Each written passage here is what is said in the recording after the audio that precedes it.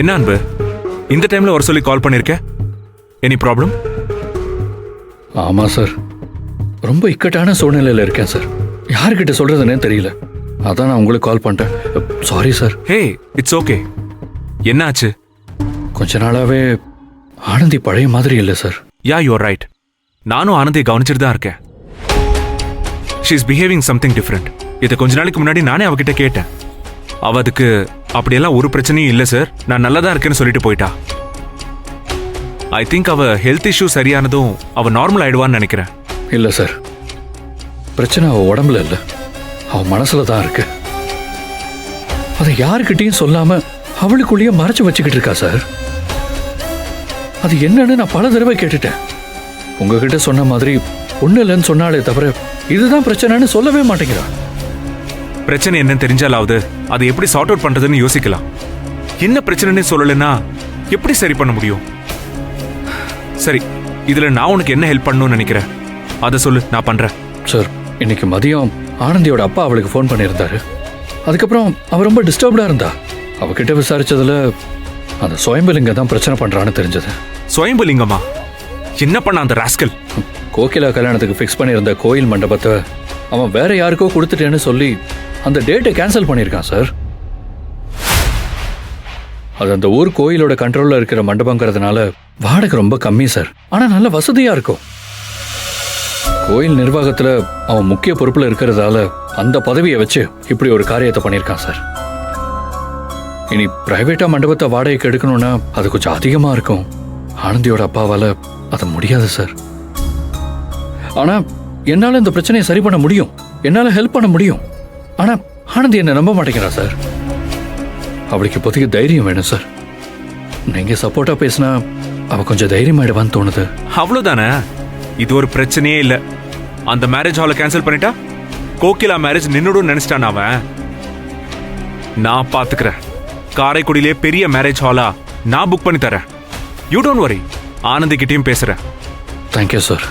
அவ்வளவுதானே, பிரச்சனை சால்வ் இல்ல. ஆனந்தி பிரச்சனை முடிஞ்சது சார். ஆனா என் பிரச்சனைக்கு தான் என்ன பண்றதுன்னே தெரியல சார். உனக்கு என்ன அன்பு பிரச்சனை? அம்மா யாரோ ஒரு ஜோசியரை பார்த்துருக்காங்க.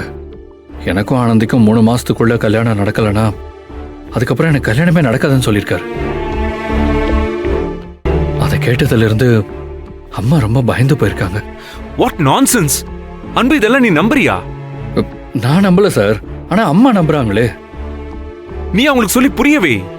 சார், பெரியவங்க இந்த மாதிரி விஷயத்துல நம்பிக்கை வச்சிருக்கும் போது நாம அதுக்கு எதிராக பேசணும்னா நாளைக்கு ஏதாவது சின்னதா பிரச்சனை வந்தா கூட அதுக்கு இதுதான் காரணம்னு சொல்லிடுவாங்க. என் அப்பா தவறி போனதுக்கு ஜோசியத்தை நம்பாம விட்டதுதான் காரணம்னு எங்க அம்மா நம்புறாங்க சார். ஓ, இன்னும் 3 மாசத்துல உனக்கும் ஆனந்திக்கும் கல்யாணம் நடந்தே தீரணும், நீ போய் ஆனந்தி கிட்ட பேசுன்னு சொல்றாங்க சார். ஆனா ஏற்கனவே ஆனந்தியோட அக்கா கல்யாணத்துல மண்டபம் பிரச்சனையா இருக்கு. இப்ப போய் எங்க கல்யாணத்தை பத்தி அவகிட்ட பேசுனா அவ என்ன சார் நினைப்பா? சரி, நீ பேச வேண்டாம், நான் பேசுறேன். இல்ல சார், நீங்க இந்த விஷயத்த பேச வேண்டாம். கோகிலாவோட கல்யாண மண்டப பிரச்சனைய நீங்க தீர்த்து வைக்கிறேன்னு சொன்னாலே போதும் சார். ஆனந்தி நிம்மதி ஆயிடுவா. அதுக்கப்புறம் சூழ்நிலை பார்த்து நானே பேசிக்கிறேன் சார். நீயும் ஆனந்தியும் எவ்வளவு ப்ராப்ளத்தை ஃபேஸ் பண்ணி இவ்வளவு தூரம் வந்திருக்கீங்கன்னு எனக்கு தெரியும் அன்பு. உன்னோட இருந்தா ஆனந்தி எவ்வளவு ஹாப்பியா இருப்பாங்கிறதும் எனக்கு நல்லா தெரியும். நீங்க ஒண்ணு சேரணும். நான் இந்த பிரச்சனையை சரி பண்றேன். எல்லாம் நல்லதாவே நடக்கும். You don't worry. உங்களை நினைச்சா ரொம்ப பெருமையா இருக்கு சார். உங்க சிச்சுவேஷன்ல யார் இருந்திருந்தாலும் இப்படி ஒரு உதவியை செய்ய மாட்டாங்க சார். தான் விரும்புற பொண்ண அவ விரும்புற ஒருத்தனோட சேர்த்து வைக்க சப்போர்ட் பண்றேன்னு சொன்னீங்க பாத்தீங்களா? பெரிய மனுஷன் தான் சார். லவ்னா என்ன நினைச்ச? மனசை புரிஞ்சுக்கிறதும் ஒருத்தருக்கு ஒருத்தர் விட்டு கொடுத்து வாழறதும் கூட இருக்கிறவங்கள சந்தோஷமா வச்சுக்கிறதும் தான் உண்மையான லவ். கட்டாயப்படுத்தி கூடவே வச்சு கஷ்டப்படுத்துறது இல்ல. ஆனந்தியோட சந்தோஷம் தான் எனக்கு முக்கியம். நீங்க 2 பேரும் மேட் ஃபார் ஈச் அதரா அண்டர்ஸ்டாண்டிங் கப்புலா என்னைக்கும் ஒன்னா சந்தோஷமா இருக்கணும். அதான் ஏன் சந்தோஷம். எல்லாரும் என்ன அன்பு மாதிரி ஒரு நல்லவனை பார்க்கவே முடியாதுன்னு சொல்லுவாங்க. ஆனா நீங்க என்னை விட ரொம்ப நல்லவர் சார். சரி, நாளைக்கு நான் ஆனந்தி கிட்ட பேசுறேன். ம்?